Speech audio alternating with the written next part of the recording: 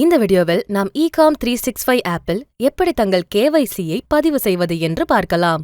முதலில் ஆப்பை திறந்து உங்கள் லாகின் விவரங்களுடன் லாகின் செய்யவும். பக்க மெனுவில் சென்று அப்டேட் KYC விருப்பத்தை தேர்வு செய்யவும். இங்கே முகவரி ஆதாரமாக ஆதார் கார்டு அல்லது ஓட்டர் ஐடியை தேர்ந்தெடுக்கவும். ஆதார் எண் பதிவிட்டு கெட் வெரிஃபைடை கிளிக் செய்யவும். சரிபார்ப்பு முடிந்தவுடன் டன்னை அழுத்தவும். அதேபோல் பான் எண் பதிவிட்டு கெட் வெரிஃபைட் மற்றும் டன்னை கிளிக் செய்யவும். அடுத்தது வங்கிக் கணக்கு அதாவது பேங்க் அக்கவுண்ட் பகுதி. அங்கே உங்கள் வங்கிக் கணக்கு எண் மற்றும் IFSC கோட் பதிவிட்டு கெட் வெரிஃபைடை கிளிக் செய்யவும்.